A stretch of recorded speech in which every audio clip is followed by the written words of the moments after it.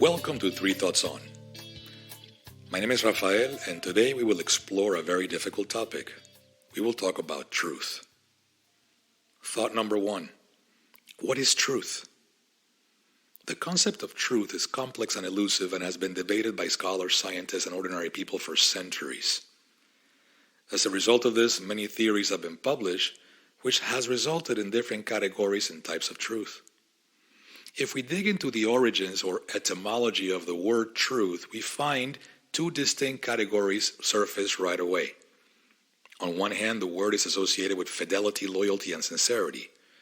On the other hand, the word is also associated with agreement with fact or reality. We can see this clearly when looking up the word in the dictionary.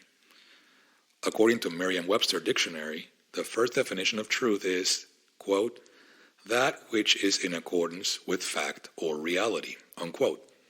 Whereas the second definition states, quote, a fact or belief that is accepted to be true, unquote. And here we have a problem, because these definitions are subject to who or what determines what is a fact or what is real, and these can vary as a function of a society's belief system. At the highest level, I found two distinct categories of truth. One, the major theories of truth, and two, the formal theories of truth. The major theories are the ones most people are familiar with, and that is because they come from some of the most popular thinkers in history. Socrates, Plato, Aristotle, Thomas Aquinas, Baruch Spinoza, Friedrich Hegel, William James, John Dewey, and many others. The formal theories tend to be anchored in logic and mathematics. The names here are not as well known, but they are giants nonetheless. Kurt Gödel, Alan Turing, Alfred Tarski, Bertrand Russell, and Saul Kripke are some of the primary contributors. It would take too long to evaluate all of these contributions. It is my intention to leave you with information that is actionable so that you can form your own opinions. As I was searching for more actionable definitions of truth, I found the work of Dr. Neil deGrasse Tyson. Yes, I know, he is an astrophysicist, but it turns out that it could be possible to rely on science to find a consistent and repeatable definition of truth. Instead of using the term formal truths in his book, The Starry Messenger, deGrasse Tyson uses the term objective scientific truths, and they rely on logic, evidence, observation, and or experimentation. deGrasse Tyson states that, quote, objective truths are established by repeated experimentation and are not later found to be false. There is no need to question whether the earth is round, whether the sun is hot, whether humans and chimps share more than 98% identical DNA, or whether the air we breathe on Earth is 78% nitrogen, unquote. But this type of approach does not come without controversy. It has been my experience that some struggle with science and would not rely on it to define truth. Some believe that, given enough time, science will contradict itself when it comes to its objective truths. Let's take an example. In 1666, 23-year-old Isaac Newton published his laws of motion. These laws became undisputed universal truths for the following centuries. 200 years later, in 1865, James Clerk Maxwell published a set of equations that combined electricity, magnetism, and light into a single phenomenon called electromagnetism. Soon enough, some scientists realized that there was something strange with these equations and how they related with Newton's laws. Newton's laws seemed to struggle under very special conditions. It wasn't until Einstein he made significant progress here. Einstein tackled this problem in a very different way than everyone else before him. Recall that Einstein was a patent officer. This means that he did not have access to a lab, and he didn't have access to the type of equipment that other scientists had. All he had was access to papers, publications, and his mind. So he engaged in lots of thought experiments for years, which eventually led to the very famous and unbelievably useful special and general theories of relativity in 1905 and 1915, respectively. Why am I telling you all this? Because today, many are still confused with this and many similar scientific concepts. Today we hear people say things like, Newton was wrong, and Einstein corrected him. Others say that this proves that scientific objective truths cannot be considered truths because all it takes is time and new science to disprove the old. That could not be farther from the truth, no pun intended. In fact, this is why we can trust objective truths, and this is the beauty of science and the scientific method. It delivers objective truths, but it doesn't stop there. It then proceeds to question those truths forever. Nothing and no one is off limits to scientific scrutiny. Newton's laws of motion and gravity are still objective truths when gravity has a value inside a specific range. It is because of Newton that we can design and fly airplanes, launch rockets into deep space, build skyscrapers, predict projectile trajectories, and have satellites orbiting Earth. If we drop a ball from the top of a building, it is Newton who tells us exactly when, where, and how fast the ball will hit the ground. None of that changed with Einstein. Einstein's laws are objective truths in areas of our known universe beyond where Newton's laws of motion are valid. For example, at the event horizon of a black hole or at the quantum level. As deGrasse Tyson states in his book, quote, the era of modern physics did not discard Newton's laws of motion and gravity. Instead, it described deeper realities of nature made visible by ever greater methods and tools of inquiry. Objective truths exist independent of that five-sense perception of reality. With proper tools, they can be verified by anybody, at any time, at any place, unquote. So we can count on objective scientific truths, which is a great start. But, fortunately, this is not enough, because we as humans need a lot more than science to operate and coexist. Which leads nicely to the next second thought. Thought number 2. Why are objective truths not enough? So far we've seen that some truths can be objective and absolute, meaning that they do not depend on anyone's perspective or opinion. If that's the case, we can also agree that there must be other truths that are relative and subjective, meaning they vary according to different contexts, cultures, or beliefs. With this in mind, we could come up with new categories such as logical truths, moral truths, historical truths, artistic truths, etc. This is precisely the approach that the father of existentialism, Danish philosopher Søren Kierkegaard, took as he tackled the problem of truth. Kierkegaard agrees that objective truths for the study of subjects like math, science, and history are relevant and necessary, but argues that objective truths do not shed any light on a person's inner relationship to existence. In his publication, Concluding Unscientific Postscript, he attacks Hegel's science of logic and argues that, at best, objective truths can only provide a severely narrowed perspective that has little to do with one's actual experience of life. Kierkegaard proposed that truth is subjective, meaning that it depends on the individual's personal commitment and passion.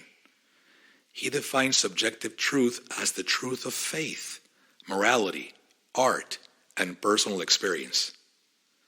A truth that cannot be verified by external evidence and varies with different observers.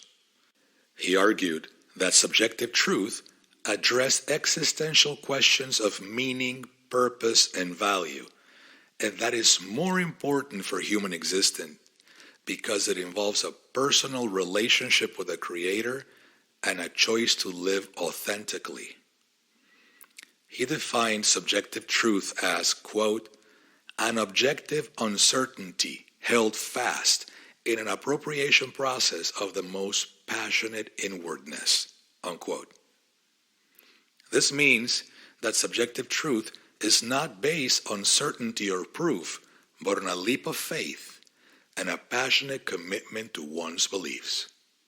It is not hard to find evidence of Kierkegaard's approach in everyday life. In fact, if you turn on your favorite news channel, it may be a long while before you see some objective scientific truths.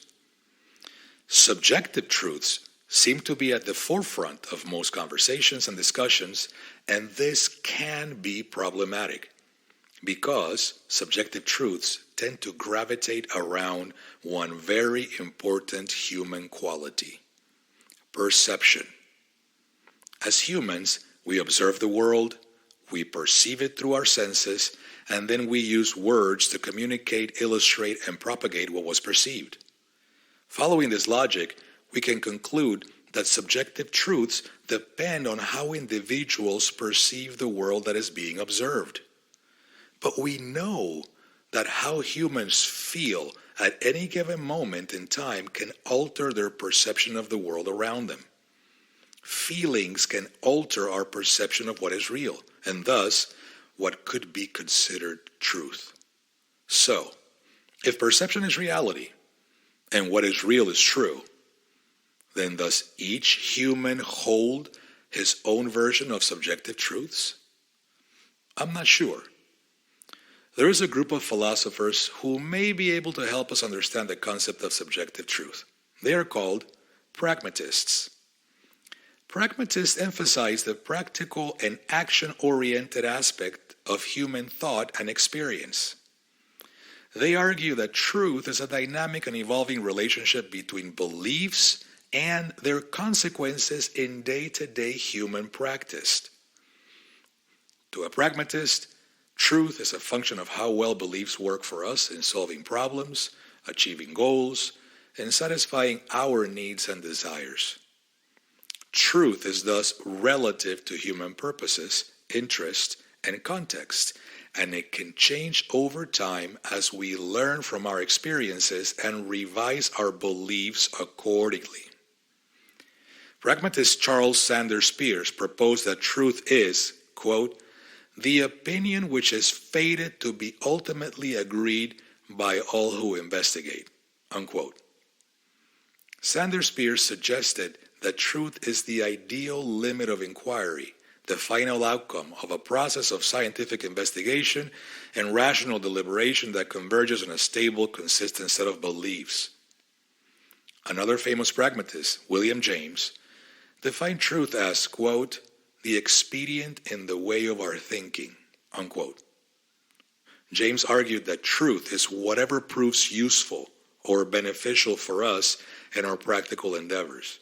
He also claimed that truth is not a single or absolute thing, but rather a plural and diverse phenomenon that depends on our perspective and situation. Pragmatic theories of truth have been criticized by some philosophers for being relativistic, subjective, or anti-realist. However, pragmatists defend their views by arguing that they capture the dynamic and contextual nature of human knowledge and experience better than other theories of truth. In other words, pragmatists state that truth is not a fixed and static correspondence between statements and reality. Instead, pragmatists state that truth requires us to test and revise our beliefs based on their practical consequences and usefulness rather than accepting them dogmatically or uncritically. Thought number 3. How can we live in a world of objective and subjective truths? As we have seen, at the highest level, our relationship with truth could be understood at least from one of two sides, objective and subjective. This understanding is a direct function of our experience of the world and of ourselves within it, And that experience is a function of how we perceive that world and how we perceive ourselves in it. This is of crucial importance because that perception takes place inside our brains, and our brains are constantly being changed and shaped by the actions we take, by who we surround ourselves with, and by the content we choose to consume. Therefore, whether they're objective or subjective, the truths that are prevalent in a specific culture will inevitably be permeated into our brain, perception, and experiences. In his famous TED Talk titled "Science Can Answer Moral Questions," Sam Harris states that, quote, "There are truths to be known about how human communities flourish, whether or not we understand these truths," unquote. Harris encourages us to use our intellect to evaluate and reevaluate concepts that may have worked at one time, but may no longer work in today's world. In his book, Meditations on First Philosophy, famous rationalist René Descartes proposed that truth is, quote, "what we can clearly and distinctly perceive," unquote. He suggested that truths are gained without sensory experience, but instead they rely on deductive reasoning. In both of these statements, we can see that truth demands relentless observation and awareness so that we don't fall into the trap of creating present truths with ancient dogma. Let us use an example to represent this. Let's assume for a moment that the path of life is the path that takes you from Sri Lanka in the Bay of Bengal to the top of Mount Everest in Nepal. When you begin the journey, you are in tropical humid conditions at sea level, so you collect tools and skills that will allow you to thrive along the way. As you get closer to the mountain, the terrain and the climate changes, and the tools that were once useful earlier in the journey may no longer be useful. In fact, they may get in the way of progress. But you keep going. And now the journey has become precarious because you've been carrying tools you can't use and you are missing tools you need. Still, you are resilient and you carry on. You may even tell yourself, "I wouldn't be here without these tools. They've served me well." And you would be right to say so. And then one day, your resilience and resolve delivers you to Everest Base Camp and you feel good. But you're exhausted. Your body aches because you have worked way too hard to get there and you just need a break. After resting, you begin the trek past base camp and you notice people are concerned about you. People who are on the way back from the summit stop and tell you, "We have been there. You won't make it with those tools. You need new tools. You need oxygen. You need warmer clothes, climbing shoes, picks, ropes, etc." But you like your bag. Your tools have served you well, and without them, you wouldn't even be here.